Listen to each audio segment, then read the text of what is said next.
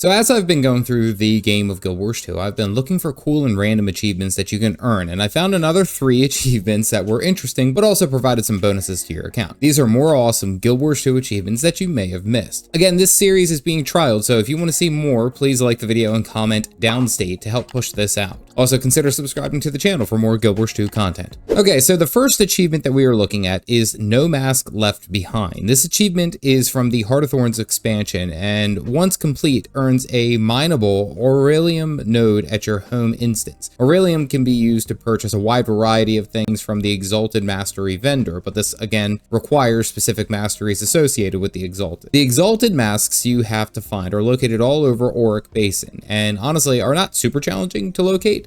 Simply collecting a total of 25 of them will complete the achievement. The Exalted, by the way, were human beings that were tasked to guard Glint's eggs, basically Irene. And to carry out the tasks, they were transformed into magical beings through bloodstone magic. And from what I understand, when they die, they drop their masks. So we have to go around and grab them. This becomes incredibly easy if you have the sky scale. However, technically it can be done on foot and with gliding. The first mask is located here in the North Watch Descent inside this pit.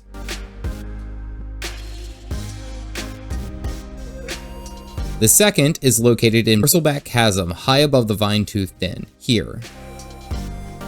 The third is in East Watch Bluff, right up here. The fourth is in Griffin Fall, hidden at the bottom of a waterfall.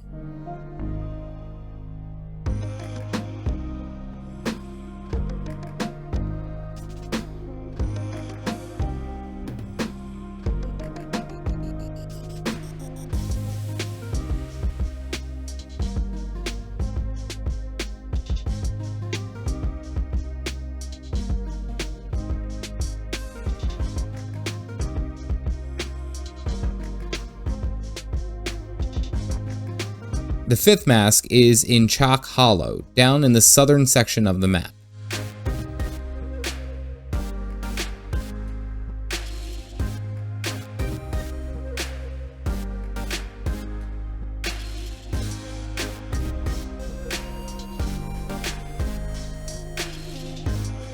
The sixth mask is the only one that is time-gated and a bit difficult to get. It is by this pylon behind the Vine-Tooth wall and can only be accessed during the event Escort Exalted Sage Manseer to Moorwood Wilds is active. It starts down by the south waypoint, so keep an eye out, and once you have access to it, simply walk in and gather the mask.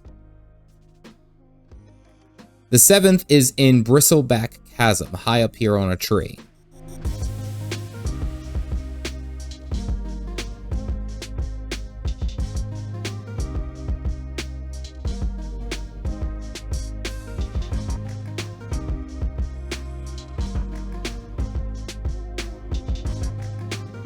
The eighth requires you to look behind a waterfall here in East Watch Bluff.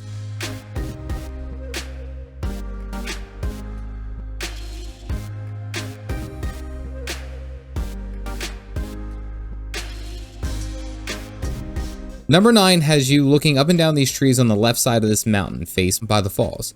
It's usually sticking out.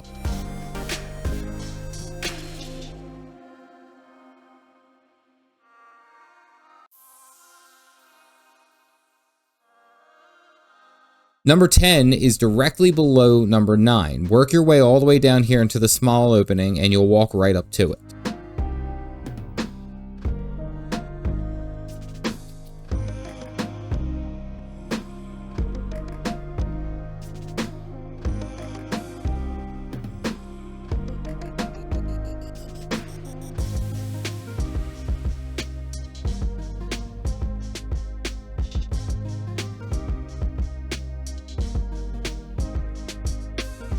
Mask number 11 is in West Watch Patch, up on this upper edge above the pylon.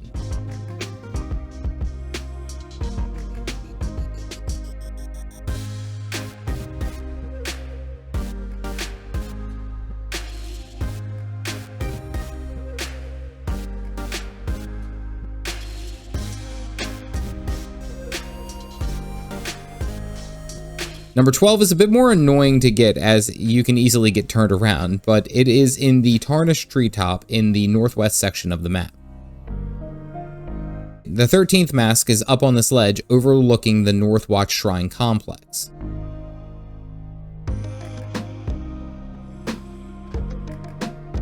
The 14th mask is just northeast of the Maguma Shallows, behind a waterfall. Be warned, however, there are some mobs here that will try to fight you.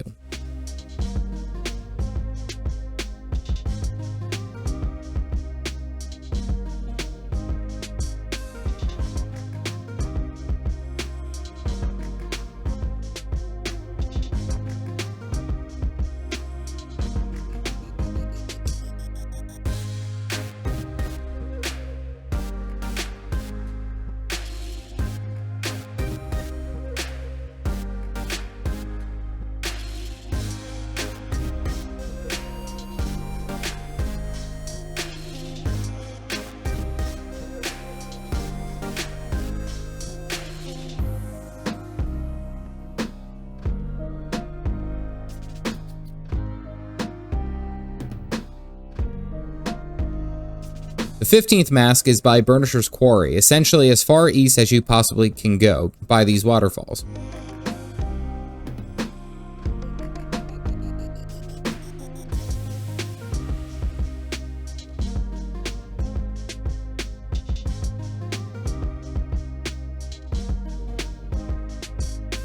The 16th is in a small cave opposite of Wyvern's Pylon. It's on the eastern edge, and you really can't miss it.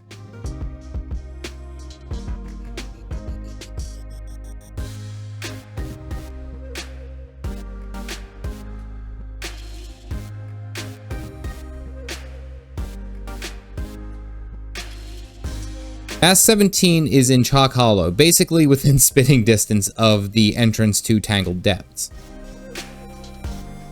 Mask 18 is in Moorwood Wilds, overlooking one of the blighted saplings. Essentially, follow these mushrooms and you can't miss it.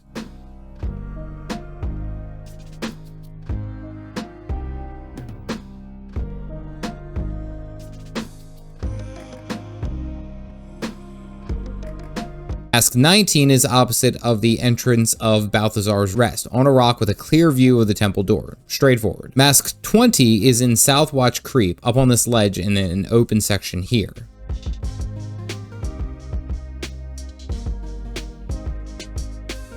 Mask 21 is also by Southwatch Waypoint, just by the southern entrance of Tarir. Mask 22 is just west of the text for Moss Heart Walk on the map, high up on this ledge. Mask number 23 is north and slightly east of Tarnished Treetop. It's sticking out.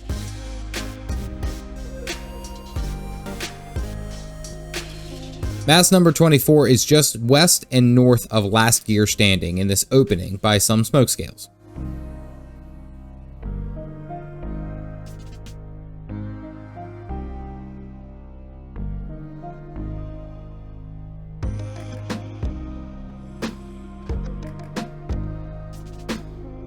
And lastly, mask number 25 is just up by this mushroom path by Arrowhead Vale.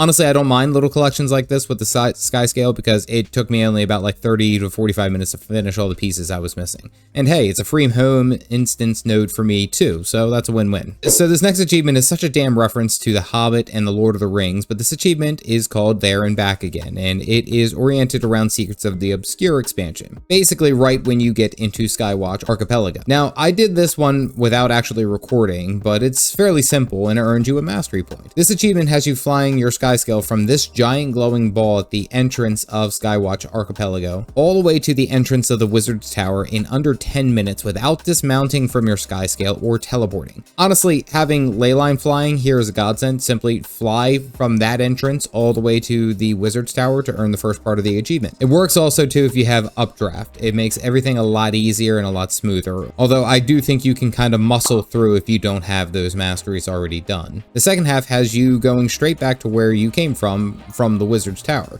And once you've returned all the way back there, you earn another achievement and a mastery point. I'm a big fan of Lord of the Rings, and I love like little nods and references here and there in other games. So this last achievement is in the Path of Fire expansion, and it garners a mastery point for your completion. And simply, it's to find each and every one of the statues of the human gods here in the Desolation and simply kneel in front of them. Honestly, the human gods and their disappearance is such a mystery, aside from a couple of notable ones that had to be dealt with. Also, the text here is hilarious because it's making fun of Doom, who doesn't have a statue. The first statue is right here by the hero challenge point in Ember Heights, the statue of Dwayna. The second is the statue of Melindru, northwest of the Bleach Pillars alongside the cliffs.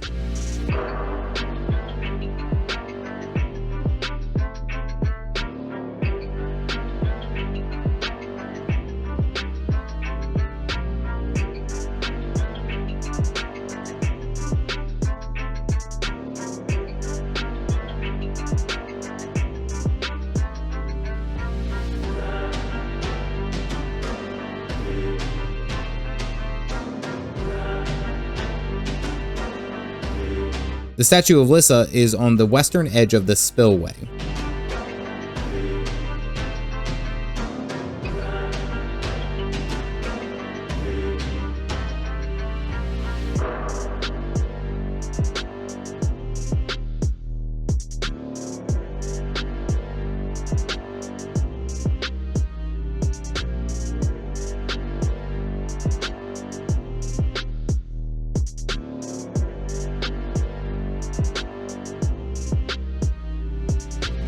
The statue of Grenth is in the Scourge Way, and you must go southwest of that waypoint.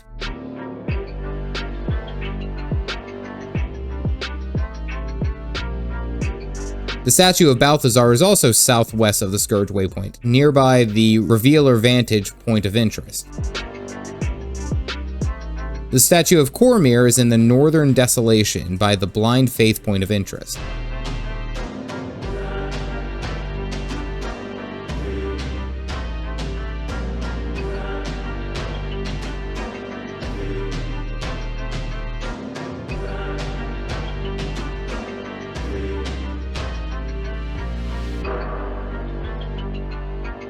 And lastly, the statue of Abaddon requires you to take the sand portal east of Blind Faith on the cliffside next to a waterfall. Once inside, kneel to finish the achievement. You can also /dance to earn another, but as a warning, it may kill you.